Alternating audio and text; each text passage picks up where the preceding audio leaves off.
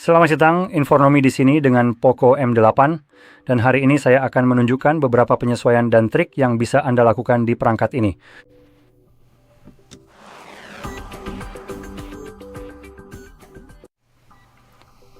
Jadi kita akan mulai dengan membuka pengaturan dan menelusuri daftar hal-hal yang menurut saya menarik di sini.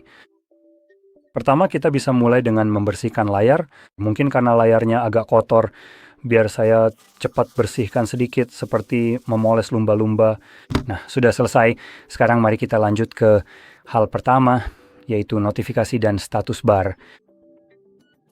Dan sebelum saya benar-benar melakukannya, saya ingin mengubah satu hal dulu supaya semuanya bisa terlihat lebih jelas.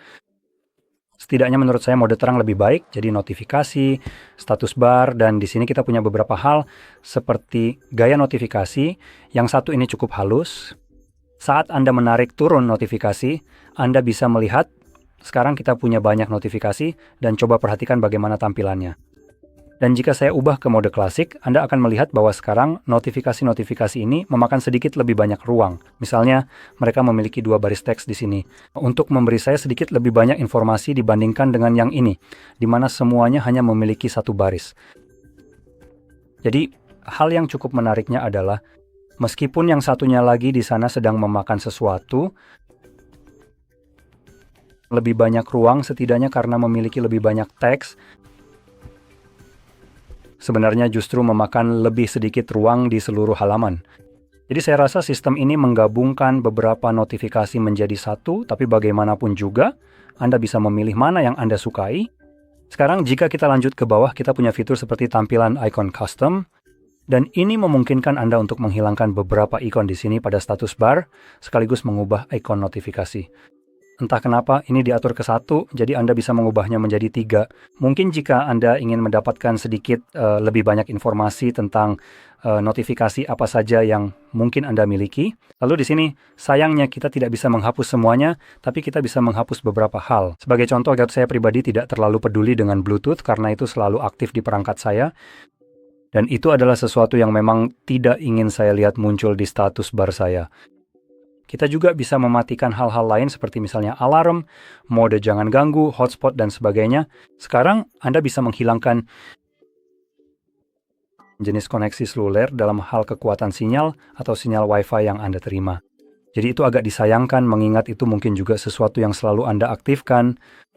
Dan jujur saja, tidak ada dari kita yang benar-benar peduli apakah sinyal kita 4 atau 5 bar, dan pada dasarnya kebanyakan dari kita memang sudah punya sinyal yang sangat bagus.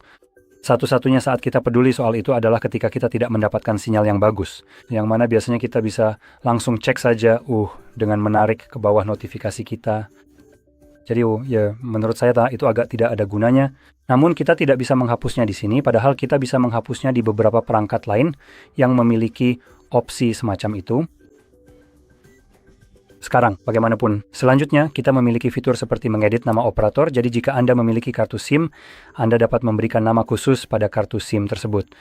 Lalu apa yang ditampilkan? Tapi saya lebih suka yang sangat minimalis, jadi tanpa itu tidak mungkin. Tanpa mengubah ini, sebenarnya ini hanya tidak menampilkan nama apapun yang memang saya sukai.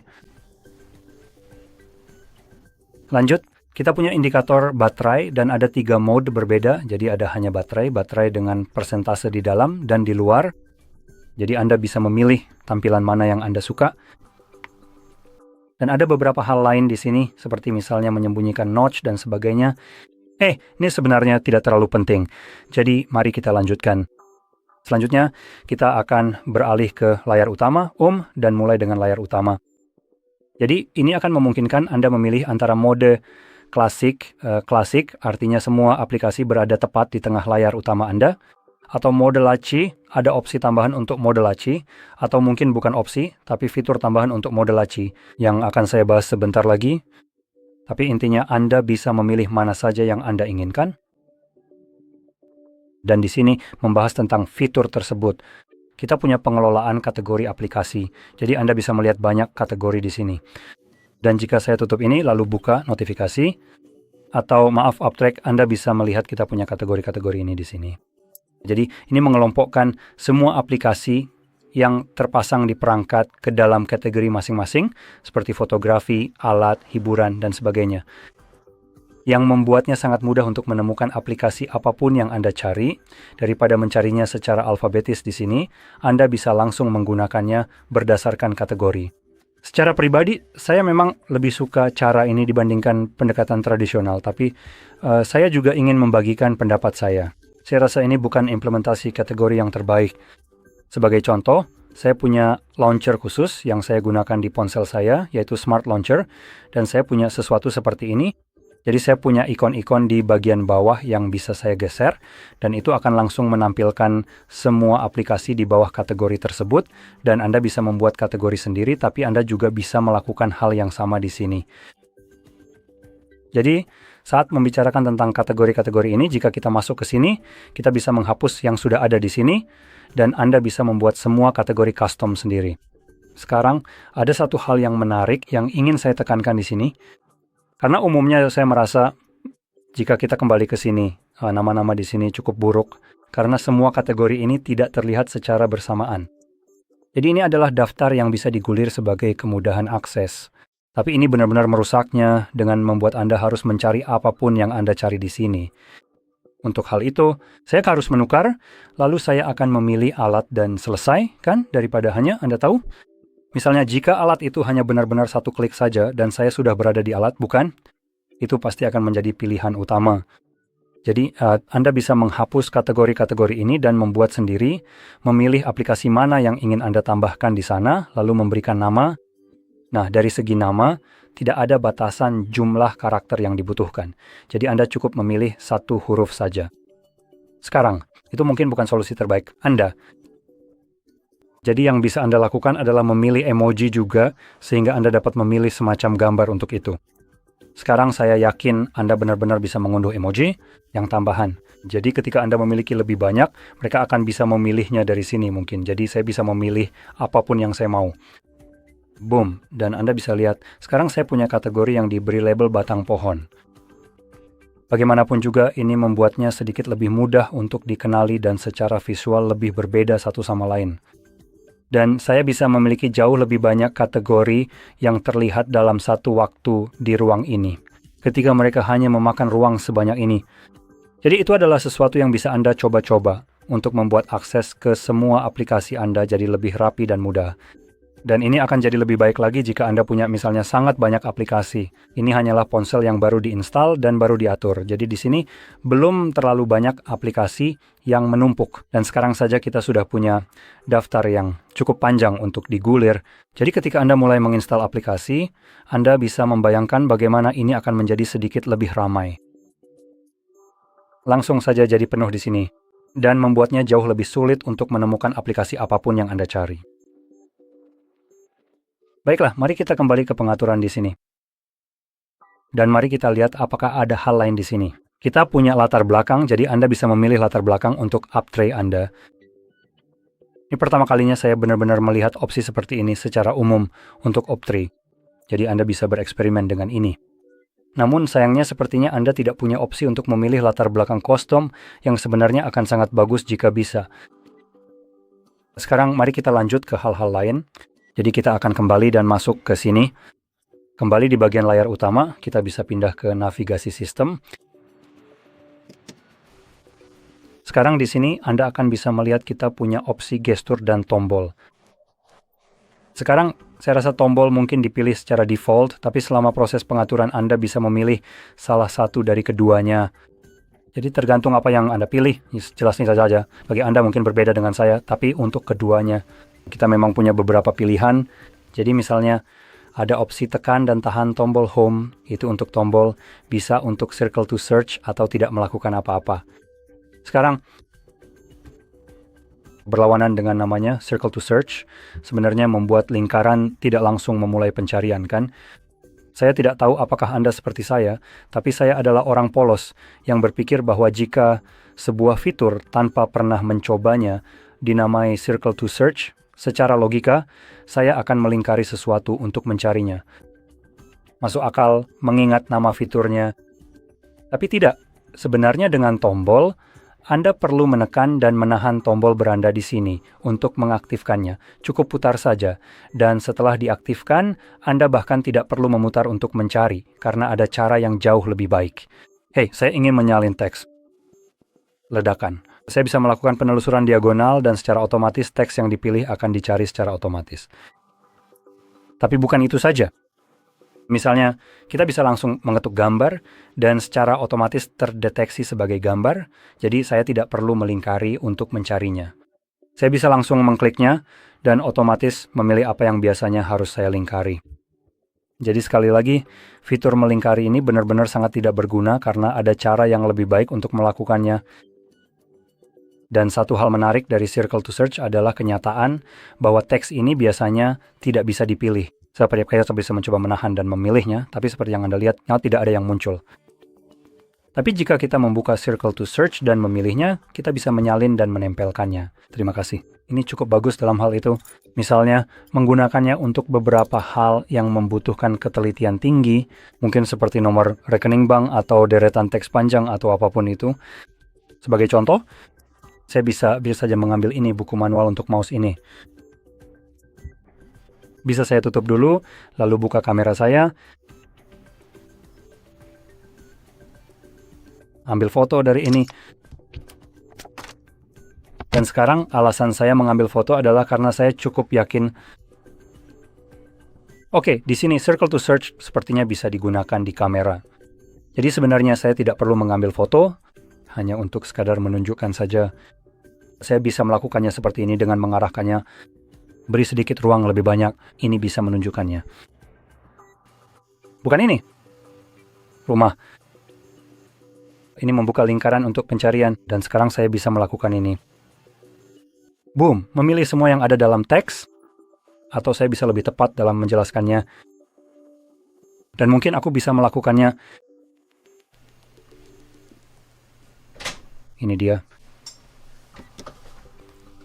Saya malah harus berhenti sejenak.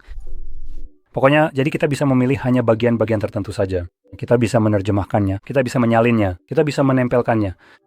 Jadi, ini benar-benar memberikan begitu banyak kemudahan.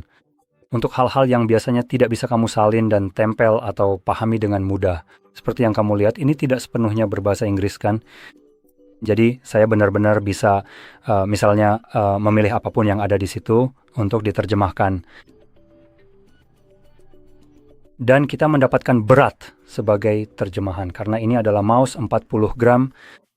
Jadi itu cukup mudah, dan saya rasa saya bahkan bisa melakukannya secara langsung di sini tanpa harus. Jadi mari kita lihat, kita bisa klik ini. Jadi kita bisa lihat, ini menerjemahkan secara langsung gambar yang dibekukan ini. Dan sekarang, jika kita perbesar, kamu bisa lihat secara otomatis mengganti apapun yang ada di sini menjadi berat. Jadi, secara harfiah dari tampilannya ini menerjemahkan semuanya karena kita punya tulisan dalam berbagai bahasa dan semuanya di sini menjadi berat. Semua parameter yang sama kan? Bahasa yang berbeda meskipun di sini tertulis dari bahasa Tionghoa ke Inggris. Saya rasa yang pertama memang begitu, tapi yang lainnya tidak hanya bahasa Tionghoa. Jadi itu juga menerjemahkan yang lain. Dan kamu bisa lihat, dan kamu bisa lihat bahwa biar saya hilangkan ini dulu. Oh, sekarang ini akan benar-benar dihilangkan. Tapi kamu bisa lihat bahwa semuanya di sini sudah diterjemahkan tanpa banyak masalah dan itu sangat menyenangkan sekarang. Saat kembali ke metode navigasi, tadi saya menggunakan tombol, tapi kamu juga bisa melakukannya dengan gestur. Jadi kamu memang punya bar ini, kamu bisa menggesernya atau menahannya dan itu juga akan memunculkannya. Sekarang saya ingin memperjelas satu hal. Kalau kita lihat di ponsel Xiaomi Poco yang saya pegang ini, menahan bagian bar di sini rasanya benar-benar payah sekali. Sejujurnya, saya tidak akan berbohong kepada Anda. Pengalaman ini benar-benar terasa buruk sekali. Dan sejujurnya, jika kamu berencana sering menggunakan Circle to Search, mungkin tetap menggunakan navigasi tombol akan jauh lebih baik untukmu daripada gestur. Gestur dan Circle to Search di sini benar-benar kacau, dan kadang-kadang untuk meluncurkannya saja butuh waktu terlalu lama. Fitur ini tidak selalu bisa diluncurkan, tergantung bagaimana kamu memegangnya. Kamu bisa lihat ada berbagai waktu peluncuran yang berbeda-beda, jadi memang cukup buruk. Sekarang saya akan memberikan contoh di ponsel saya saat saya memunculkannya.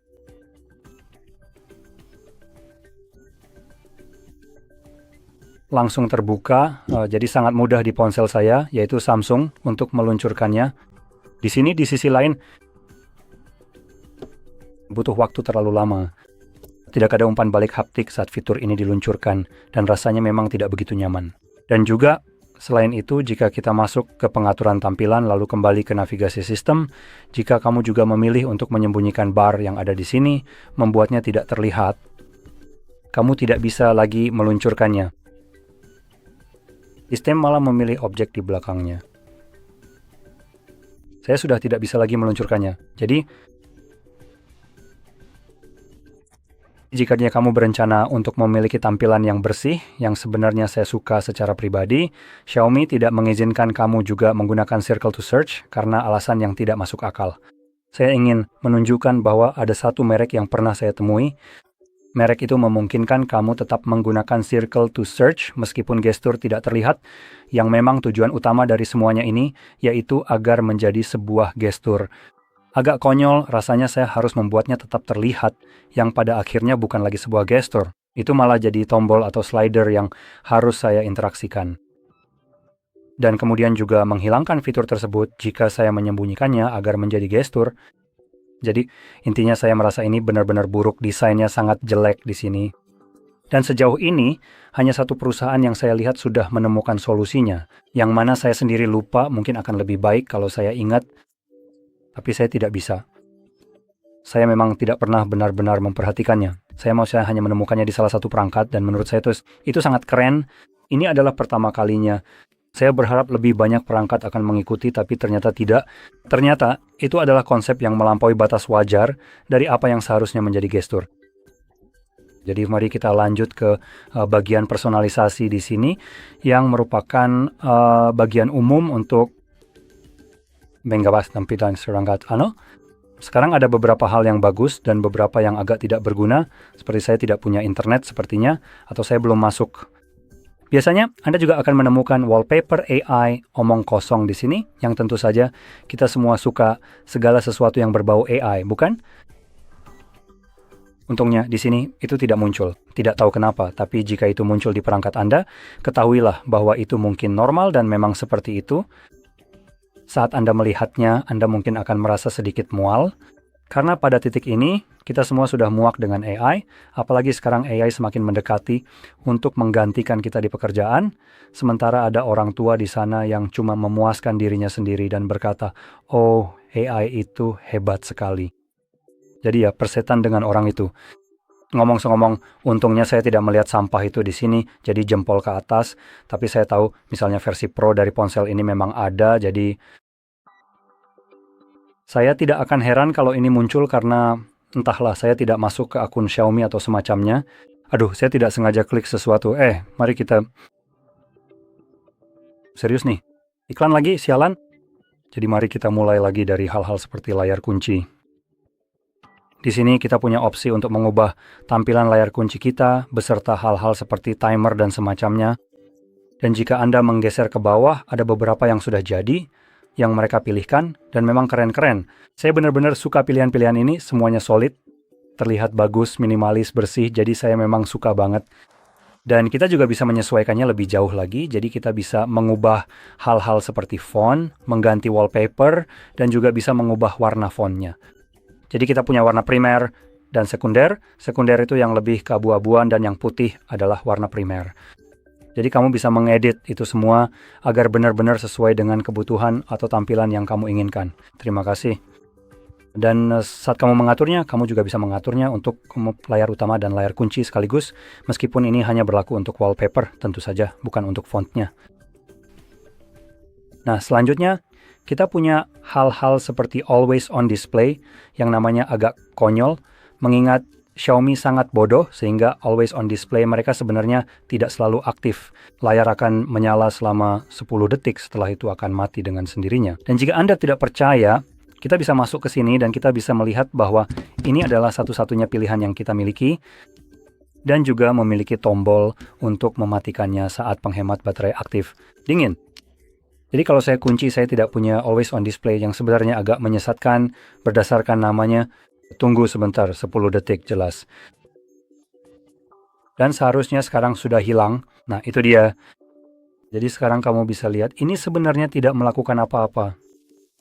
Mengangkatnya mungkin akan menyalakannya. Tidak, lupakan saja, bahkan itu pun tidak menyala. Jadi mengangkatnya pun tidak ada gunanya. Kamu harus benar-benar mengetuknya dan kamu bisa lihat layarnya perlahan muncul. Jadi sebagai always on display, namanya benar-benar konyol, mengingat ini sebenarnya tidak selalu menyala seperti yang diisyaratkan namanya. Jadi ya. Tapi lanjut, di luar pilihan nama yang konyol itu, yang seharusnya lebih cocok disebut 10 detik on display, kita punya opsi kustomisasi untuk itu. Jadi selain yang kita punya di sini, yang merupakan gaya jam yang sama, seperti yang kita pilih di layar kunci, kita juga punya opsi lain. Jadi kita punya hal seperti tanda tangan, kamu bisa mengedit teks di sini, kita bisa menambahkan jam, dan ada beberapa pilihan yang bisa dipilih. Ini adalah yang analog. Kita juga punya beberapa kaleidoskop yang sebenarnya hanya jam digital, dan ada juga lebih banyak jam digital lainnya. Terima kasih teman-teman. Sekali lagi ada banyak gaya yang berbeda, dan kita juga bisa menambahkan latar belakang di sini yang juga mencakup jam. Dan kita juga bisa membuat sendiri yang sangat menyenangkan. Kamu bisa menambahkan gambar sendiri dan menampilkannya seperti biasa di layar. Sekarang perlu diingat bahwa apapun yang kamu pilih mungkin akan memenuhi seluruh layar. Oh, tidak, lupakan saja. Ternyata tidak. Itu hanya akan menempati sebagian kecil saja. Jadi, kalau saya pilih ini, terapkan ini sebenarnya. Oh, ini dia ada di sini. Saya rasa ini sudah dipilih, tapi saya tidak terlalu yakin. Ya, benar. Jadi kamu bisa lihat sekarang kita sudah punya gambar itu. Saat melakukan ini, saya mungkin akan menyarankan memilih sesuatu yang memiliki efek vignette di sekelilingnya agar bisa memudar ke warna hitam. Jadi, ini tidak seperti kamu tahu, tepi yang tajam, jadi mungkin kamu ingin mengedit ini.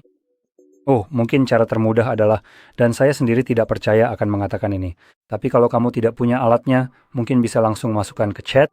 GPT akan memungkinkan kamu untuk langsung memintanya membuat tepinya memudar ke warna hitam, dan itu akan melakukannya kok. Sekali lagi, rasanya seperti ada sedikit aftertaste, seperti rasa muntah di mulut saya, hanya dengan menyarankan itu. Jadi, ya sudah, itu satu hal, kita lanjut. Kita punya fitur seperti wallpaper carousel di sini yang secara default sudah aktif, dan saya pribadi sangat tidak suka ini. Ini adalah omong kosong yang bisa saya lihat di sini. Saat saya menekan tombol power, sekarang ada wallpaper, dan saya rasa kita bisa mulai menggeser. Mari kita lihat, itu hanya pengaturannya. Jadi sekarang kita punya wallpaper acak atau wallpaper biasa. Ini benar-benar tidak ada gunanya. Wallpaper AI yang bagus. Makanan. Jelas ini wallpaper atau wallpaper AI. Lagi-lagi, tidak ada apa-apa. Kota. Bagus juga. Itu wallpaper yang luar biasa yang saya bahkan tidak bisa membayangkan harus menjelaskan ke pasangan saya apa-apaan ini. Mengingat, kamu tahu, kamu punya foto atau wallpaper seorang wanita di perangkatmu yang jelas bukan pasanganmu. Apa yang akan menjadi milikmu adalah masalah yang sekarang harus kamu jelaskan. Jadi sekali lagi, ini contoh bagus lainnya dari wallpaper bodoh yang dihasilkan olehnya. Jadi saya pribadi lebih suka mematikannya karena ini hanya sakit kepala yang mungkin akan kamu alami nanti kalau kamu laki-laki. Dan jujur saja, kita memang menghargai ketenangan dan kedamaian. Yang jelas ini bukan salah satunya. Pokoknya, lanjut. Sekarang kita bisa beralih ke kurang lebih begitu. Ada satu opsi lagi yang menurut saya tadi ada di sini. Saya sedang mencoba mencarinya sekarang, tapi memang ada satu opsi terakhir. Aksesibilitas GeoShare, di mana sih letaknya? Oh, ketemu. Jadi kita punya jendela mengambang. Nah, ini sebenarnya akan mengarahkan kita ke tempat lain. karena secara default ini dinonaktifkan. Jadi mari kita klik di sini toolbar samping, ini akan mengarahkan kita ke tempat opsi itu berada, dan sekarang kita bisa mengaktifkannya. Dan kamu bisa melihatnya di sini. Jadi kalau saya matikan, itu akan hilang. Nah, seperti itu. Sekarang yang bisa kamu lakukan adalah menahannya. Ayo dong, saya sedang mencoba menahanmu. Nah, seperti itu. Kamu bisa lihat ukurannya bertambah lagi. Misalnya, memindahkannya ke sisi lain atau mengubah posisinya. Lepaskan dan saya bisa menariknya ke atas. Sekarang ini tersedia untuk saya dimanapun saya berada. Jadi saya bisa membuka browser, tetap mengeluarkannya, dan di sini sekarang saya bisa misalnya mengambil sebuah aplikasi, menyeretnya keluar, melepaskannya, dan itu akan terbuka dalam tampilan pop-up. Sekarang setelah berada di tampilan pop-up, saya bisa memindahkannya ke samping. Seperti ini. Saya bisa memunculkannya, saya bisa memperbesar atau memperkecil ukurannya, seperti yang bisa kamu lihat. Dan selain itu, jika saya klik di sini pada 3 titik ini, saya bisa langsung membuatnya menjadi layar terbagi dengan aplikasi yang sedang terbuka, atau memilih aplikasi lain untuk dibagi layar. Dan bahkan ketika sudah dalam mode layar terbagi, saya bisa klik di sini pada 3 titik ini, lalu membalik posisinya ke arah sebaliknya. Dengan sangat cepat, saya bisa mengatur ulang posisinya, jadi menyesuaikan ulang ukurannya di sini. Dan selain itu, saya masih bisa membuka beberapa aplikasi pop-up. Jadi mari kita munculkan beberapa lagi.